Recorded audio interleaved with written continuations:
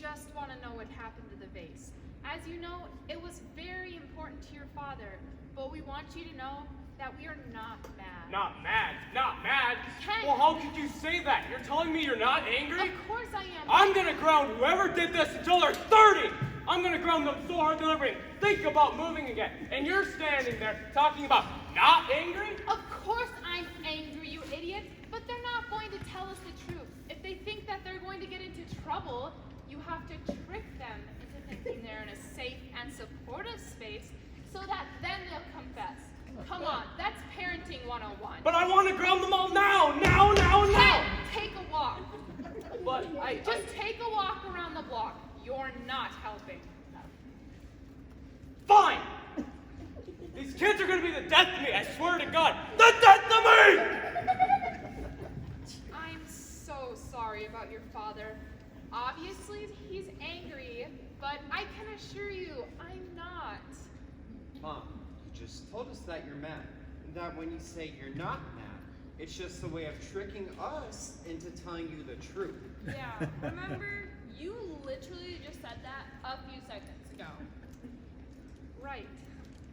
Shoot, okay, so...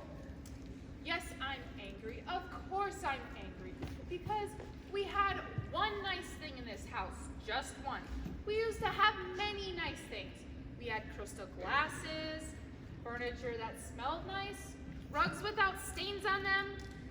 But then we had which I don't regret at all. I love you both to pieces. But when you came, well, the nice stuff just had to go because as children, you were so very stupid and all you did was you peed on things and you broke stuff. And that's what children do. They pee on things and they break stuff. But your father insisted on keeping the vase. He said, we can have one nice thing, just one. We'll tell the kids to be extra careful around the vase. And then, you see, they won't break it. Do you remember the story of how we inherited the vase? Yes.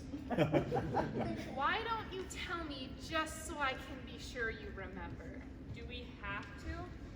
Yes, you do. Now tell me the story. Fine. Great-Grandpa Herbert fought in World War II, which is the greatest war that this country's ever faced. And during that war, he was stationed in Japan. He fought bravely and saw many horrible things. But because of his bravery, we're free and we live in a democracy. So we should be grateful every day for people like great-grandfather Herbert. Unlike our great-uncle Ted, he was a coward who refused to join the army, instead studying modern dance in Canada. Ted was so uncoordinated that no one would hire him, because Ted failed at everything he did.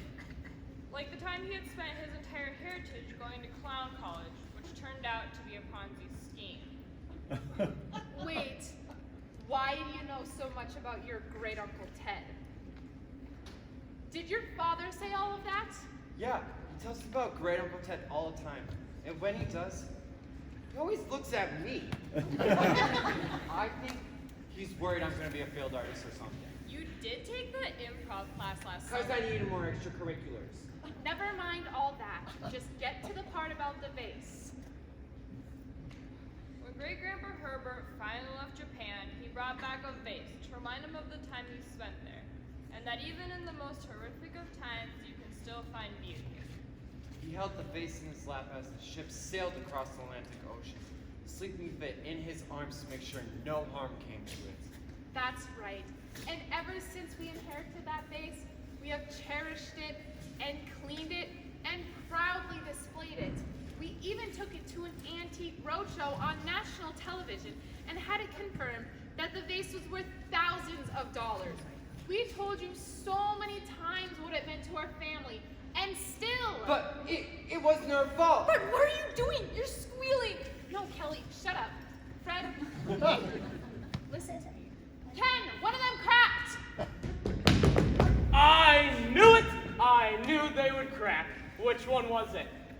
Fred! Of course it was Fred. With your sausage-like fingers and your inability to catch a football.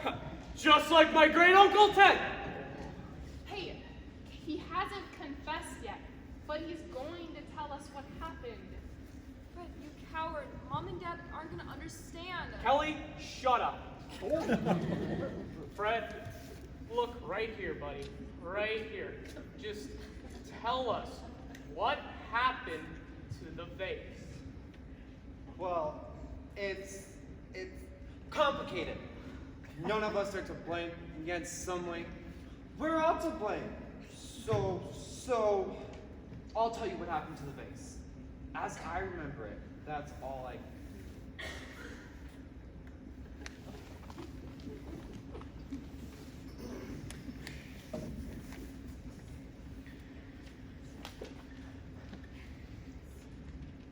I'm genuinely excited to play a new Assassin's Creed game you brought over, Barney. Not because the violent switch gives me pause, but because I think we'll get to learn about the Spanish-American War whilst we play. Wow, Fred, you're the only person I know that considers the educational value of a video game. I really respect your commitment to learning outside school, as does everyone. Yeah, I guess they do. Speaking of education, we should do our biology homework first. That way, playing video games can be a reward for our hard work. You're a prince among men, Fred. I totally agree. I do.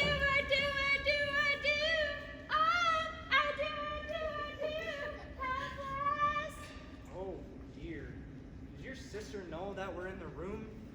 And that she's singing terribly off-key? And that her off-key singing is disrupting our study time? Sadly, she does not. My sister suffers from a number of narcissistic disorders that render her unaware of her surroundings and how little talent she has. But I'll politely inform her that we're trying to study.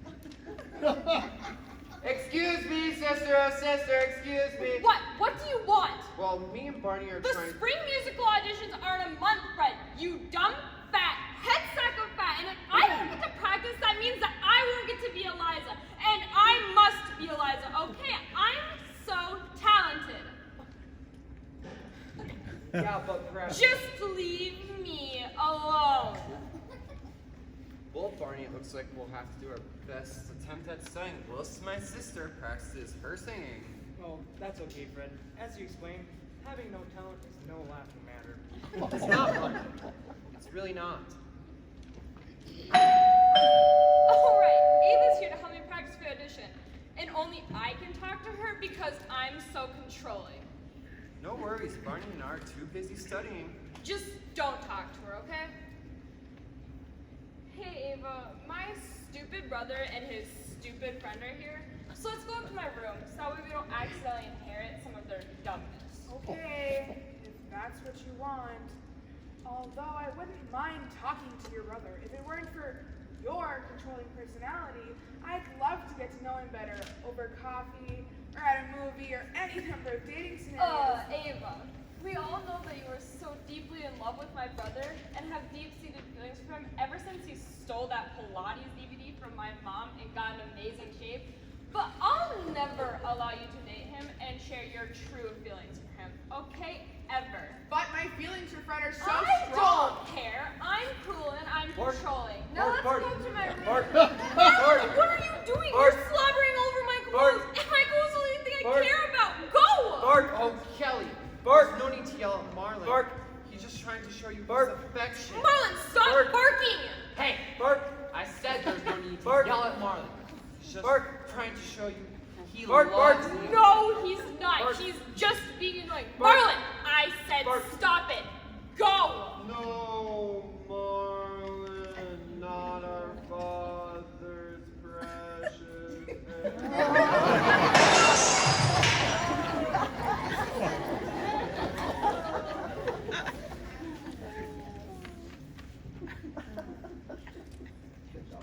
So I tried to stop Marlon, but he was just too scared and frightened after Kelly yelled at him. But there you have it. That's what happened to the Fred, that is so not what happened! It's so- There is no way that you were doing your homework instead of playing Assassin's Creed. There is no way that my voice sounded that off-key. And there was no way that Ava would ever say she had feelings for you. Oh yeah? Then how come she always says hi to me when she sees me down the hall? Because that's what people do! Okay, that's enough. So Kelly, you're saying that this isn't what happened and that Fred made it all up. some of what he said actually happened. I was practicing for the spring musical audition. Then Barney and Fred came over, then Ava came in, then Marlon ran in, but aside from that, he clearly just made a bunch of stuff up to make himself look better. Because he definitely had a part to play in the vase breaking. Fine. Then tell us what happened. How did the vase break? Well, first of all, I was in the living room practicing my song for like hours before Fred and Barney ever even got there.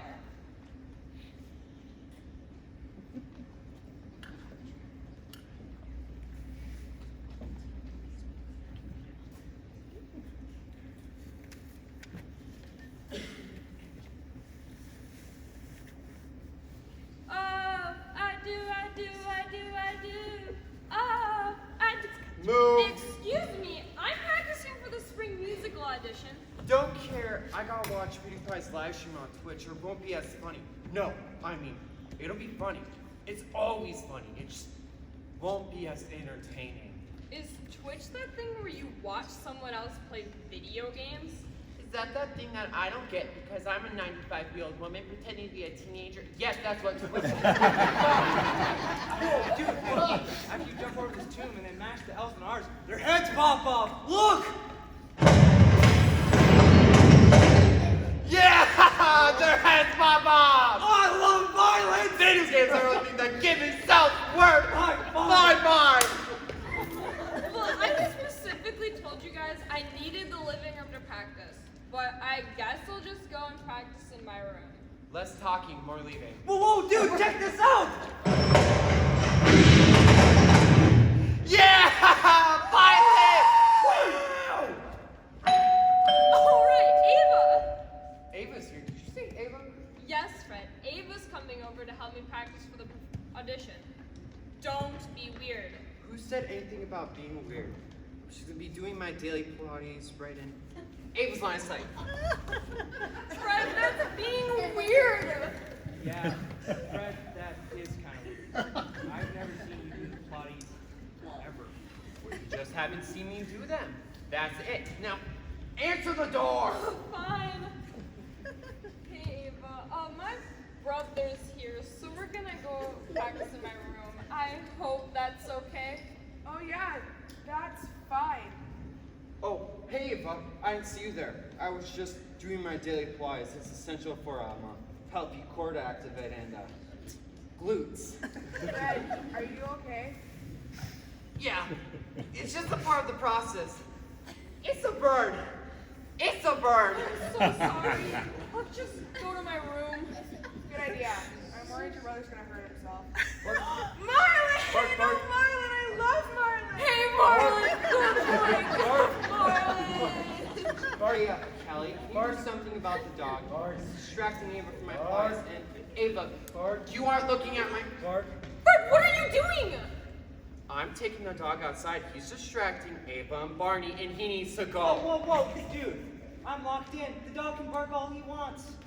Yeah, Fred, don't be an idiot. Let Marlon stay. He wasn't bothering me. You're distracting everyone, and you need to go outside. Now, go. Marlon, no, don't break that thing.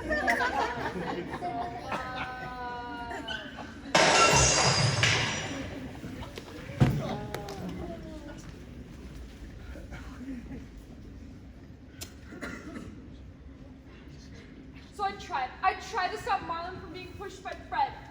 Stupid, simple Fred! This is such crap.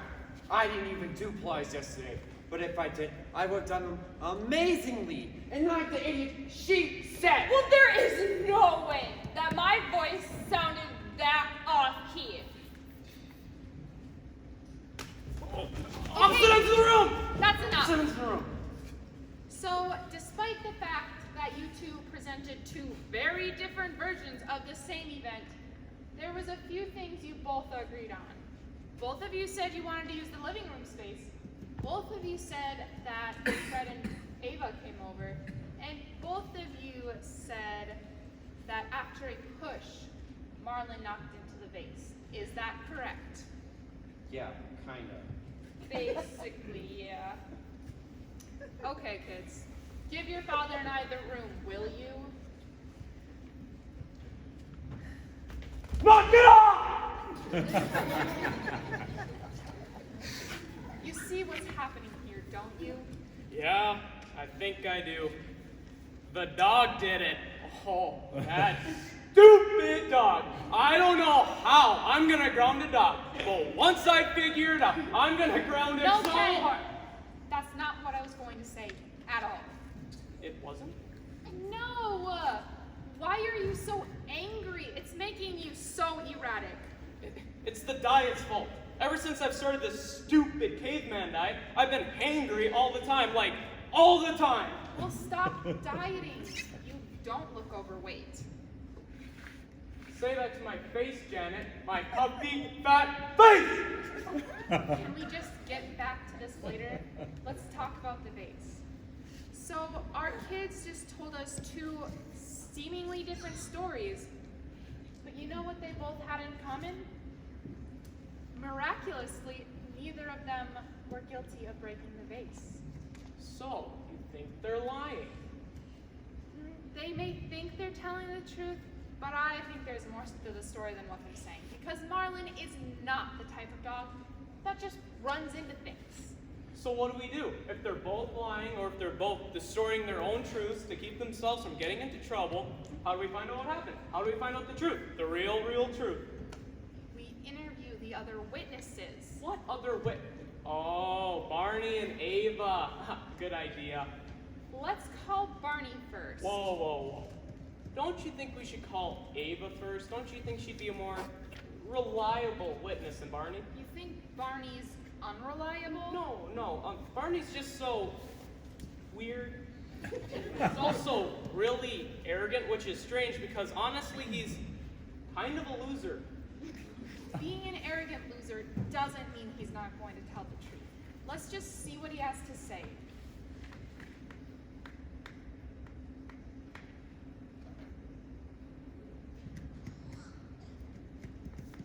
Barney, you on the line? Is this Barney? Barney Smith? Heck yeah, on the phone like a drone. Who's this? This is Ken Peterson, Fred's dad. Oh, Mr. Pearson. What's up, old man Pete? How's that diet going? Wait, you're still dying, right? Fred said you're dying, but all it's doing is making you angry. So I should probably make you, fatter. Well, it's only been a week, so I don't think that's fair at all. I guess. Being old sucks, huh? Well, I don't even think about my weight. All I've been eating for the past 3 days is Nutella. 5 jars a day. Nutella isn't good for you at all. I feel kind of sick right now as well, but guess what? I haven't gained any weight. Man, being young is the best. No one cares about your weight or my weight, you stupid little punk. And no one cares that you can eat delicious Nutella all day, but I can't, okay? No one cares!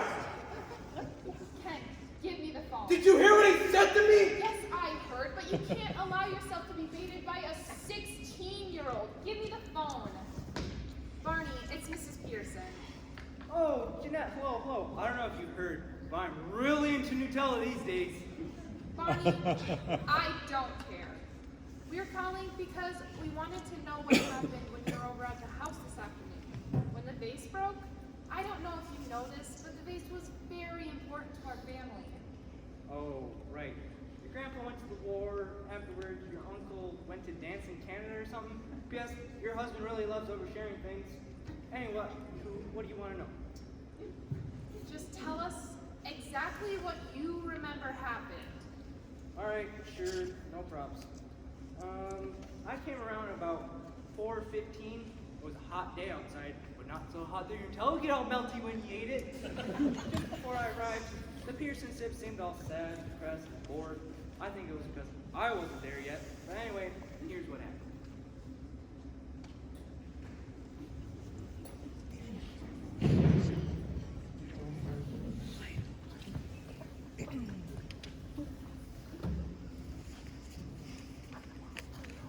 How long have we been playing this game?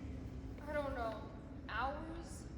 Should be having fun, but I'm so bored and empty. Are we just hungry? Maybe we should eat something. Are we depressed? Are we lost? Where did the fun go? Did somebody say fun? Barney! Barney's here, alright. I figured you two were being lame, so I decided rock on by and check you two out. You sure got a number, Bean Man. We were being pretty lame. Late and hungry. Tell me you brought some food. Oh, not only did I bring some food, but I brought the food, Nutella bomb! Gee, Barney, I love Nutella. But wait, there's no more Nutella left. Yeah, Barney, what gives? Oh, right. I thought I just ate a few baby bites on the way over here. Baby bites? From a dinosaur, maybe? Well, now what are we gonna do, Barney? We're really hungry. Well, we're all... We could go to the store around this time of day. That would take 20 to 30 minutes. Or we could just summon the Nutella Man. Nutella Man. What's that? You guys have never called a Nutella Man when you need more Nutella? Well, welcome to the 21st century already. Just get on with it. How do you call the Nutella Man? Well, if we're all truly hungry and we all truly love Nutella, say his name 3 times, he magically appears and gives us more Nutella.